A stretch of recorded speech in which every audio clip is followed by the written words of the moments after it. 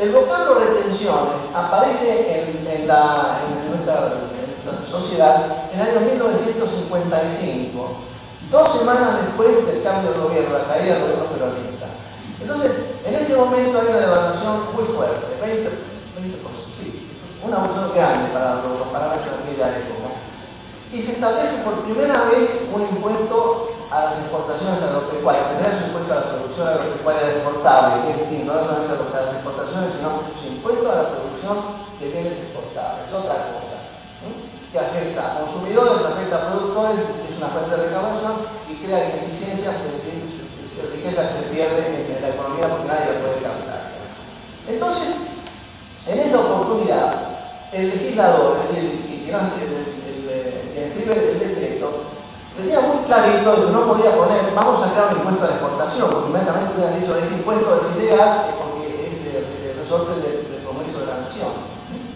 Por eso también hay un comentario muy interesante al final del libro del doctor Sánchez. Entonces, esa es una posible interpretación. La otra interpretación es de, uno puede pensar, bueno, un gobierno que surge en las condiciones que había acá en octubre del 55 y que a las 2 semanas establece un impuesto relativamente importante, realmente no era una receta para ganar popularidad y apoyo que el gobierno necesitaba en ese momento. De modo que aparece esta figurita de las retenciones.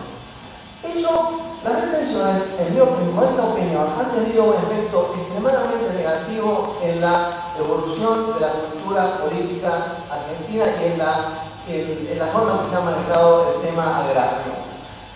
Las retenciones, ¿por qué digo que todo esto puede sonar muy fuerte? Por la sencilla razón de que las retenciones se transformaron en el tema excluyente de la relación entre las entidades gremiales agropecuarias y el gobierno nacional. Y era un diálogo de sordos. Bueno, iban los representantes sectoriales a la Secretaría de Agricultura a hablar de cualquier cosa, no. Primero resolvamos las retenciones.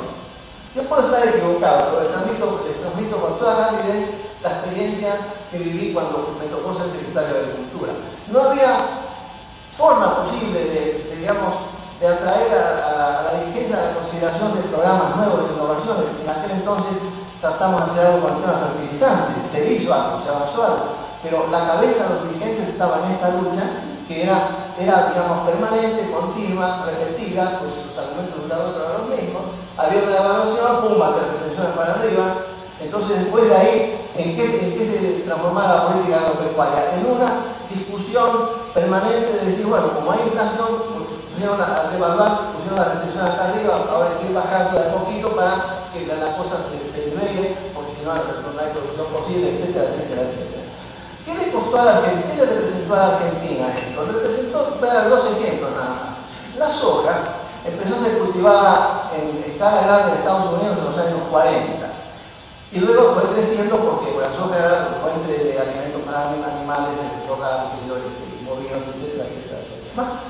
Pero nosotros, acá tuvimos algunos funcionarios digamos, que vieron con pensamiento estratégico, el ingeniero Kuhler, por ejemplo, secretario de Agricultura en los años 60, hizo cuanto pudo para lograr que la soja se incorporara a la canasta de productos agrícolas argentinos. A todo esto Brasil se prendió la soja y empezó a crecer con la soja, Estados Unidos también. Nosotros mirábamos el tema al costado. ¿Cómo se salió de eso? Se salió, es inconcebible, menos mal que se salió y que la soja entró. Pero ¿cómo se logró esto? Se logró porque hubo un cambio en la corriente de Humboldt, creo, en el Perú, en el Pacífico, y se acabó la anchoveta. ¿Qué era la anchoveta? La fuente de proteína animal que se traía a la Argentina para hacer el alimento balanceado. Entonces, los fabricantes de alimentos balanceados fueron al gobierno a decir, mira, acá hay que hacer algo. Hay que cultivar soja porque se acabó la anchoveta del Perú. Felizmente había antecedentes, había habido algunos profesionales ilustres, profesores, hasta uno de ellos, el ingeniero Copero, que habían incluso llegado a formalizar proyectos productivos de soja. Hubo una firma con soja que al no tener apoyo estatal, digamos, se cayó en los años 50 y tanto. Pero había un bagaje grande de conocimientos en el sector privado, en el sector público había algo también, y entonces la soja, que fue introducida a la Argentina a fines del siglo XIX, a fines del siglo XIX, se trajo soja a la Argentina con una finalidad que no fue la que se finalmente utilizó. Se llevó a Cuyo para ser utilizada como abono verde de los viñedos. Lo que los suelos muy secos, con poca materia orgánica, entonces necesitan permanentemente recibir aportes de materia orgánica.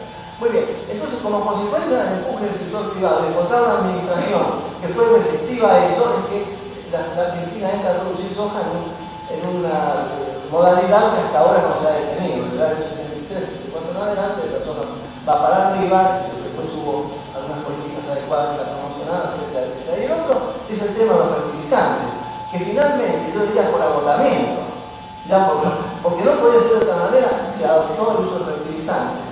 También, cuando ocurrió esto, con la estabilidad económica del año 91, la apertura del comercio. ¿Qué perdimos nosotros? Yo hice una vez unos cálculos, hemos perdido decenas de millones de toneladas de grano por no usar fertilizantes durante 30 años. Es una cosa realmente increíble, increíble. ¿Por qué? ¿Y por qué era eso? En gran medida por lo que yo acabo de contar hace un rato. El diálogo entre los gobiernos sucesivos y el sector agropecuario estaba restringido única y exclusivamente al tema de la prevención. Bueno, yo estoy exagerando un poco, otra cosa, se hablaba un poco también del tema de sanidad, etc. Pero el leitmotiv del contacto entre estos dos grupos era solamente el tema de la prevención.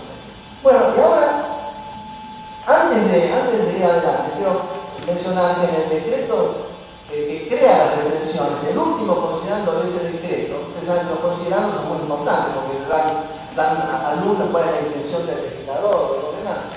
Dice textualmente, los fondos que se obtengan como consecuencia de la aplicación de este decreto van a ser destinados a dos objetivos. Primero, mejoramiento de la infraestructura agropecuaria. Segundo, asistencia a las poblaciones más pobres.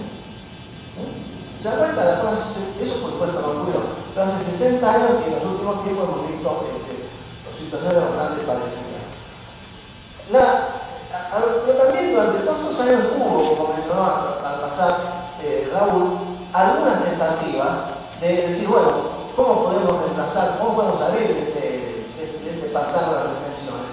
Yo tengo registradas 4 instancias en las cuales el gobierno nacional llevó adelante, con distinto grado de éxito, tentativas para reemplazar las retenciones por un impuesto a la tierra, sobre el valor de la tierra o a través del mecanismo de la renta potencial.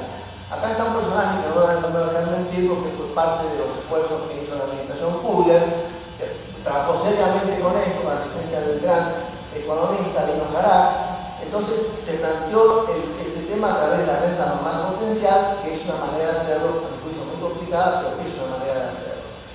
Luego viene el TAEO, que mencionó Raúl. Ese impuesto, para que vean, es una lección también sobre cómo funcionaba el Estado argentino. La Secretaría de Agricultura se enteró de que el Gobierno Nacional había establecido un impuesto sobre la tierra libre de mejora por el diario. Porque eso lo hicieron en la Hacienda, por ser explicadito, bueno, la secretaria que estaba haciendo. Bueno, y salió, que fue así era la historia, es así.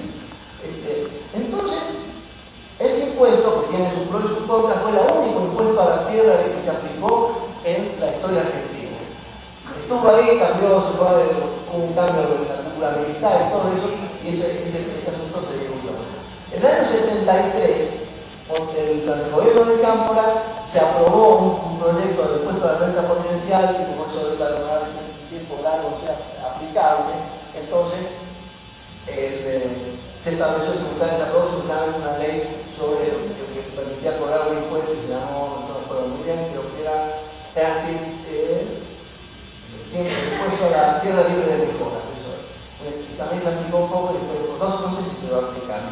No se iba a aplicar. Y finalmente, en el año 85, bajo el gobierno del doctor Alfonsín, el Poder Ejecutivo elevó al Congreso un proyecto que más o menos tenía la misma estructura, es decir, pago un impuesto a la tierra a cuenta de ganancias y la idea de ir sustituyendo paulatinamente una importancia creciente de ese impuesto. Eso se discutió en comisiones, no llegó a la sala del Congreso. Y la situación actual, para cerrar esto, ¿cuál es la situación actual? La situación actual es inédita. ¿Inédita por qué? Porque el valor de la tierra, no solamente en Argentina, en todo el mundo, en los últimos 15 años ha crecido 150% o algo, una magnitud muy importante en términos reales. Esto no es un problema nuestro. Yo me he visto, por ejemplo, mirar qué ha pasado con los precios de la tierra en la zona maicera central de Estados Unidos. Es la misma evolución. Se ponen los precios acá en América y los precios allá que son paralelas. Entonces, ¿eso qué quiere decir? Que hay una base impositiva mucho más amplia. Entonces, por otro lado, si uno mira a nivel global, en el mundo, ¿qué pasa con la tierra arable? Y parece que se acabó la tierra arable, que no hay más. Estos son juicios un poco temerarios porque la base de información no es exhaustiva. Pero yo, ¿por qué digo esto? Porque miro la cifra de la FAO y el crecimiento de la tierra arable venía así y en los últimos años como que crece muy poco. Hay reservas de tierra arable. Brasil tiene aparentemente varias decenas de millones de hectáreas que pueden ser cultivadas, pero Brasil es una excepción. Entonces, tenemos por un lado este aumento del precio de la tierra que tiene razones económicas muy válidas, que no, bueno, una vez que pasan todas las turbulencias, eso se modificará un poco, pero va a quedar ahí. Y el elemento de carácter global que se acabo de mencionar, ¿no? Que hay una base imponible que está ahí que antes no existía. Porque el valor de la tierra, como digo, ha crecido en la Argentina del año 80 hasta ahora, en términos reales, periodo 1980 a 2007, ha crecido un 150% en términos reales. Es una zona muy importante. De manera que soluciones hay. Yo creo, para cerrar, que contribuciones como las del doctor Esconi y el doctor Chandler son muy importantes porque traen al debate un tema que no está resuelto en Argentina y que ha tenido la forma que se ha manejado la política agraria no solamente no ha contribuido a resolverlo, sino ha contribuido a complicarlo mucho más, como traté de explicar sobre la economía política de la retención. Bueno, muchas gracias.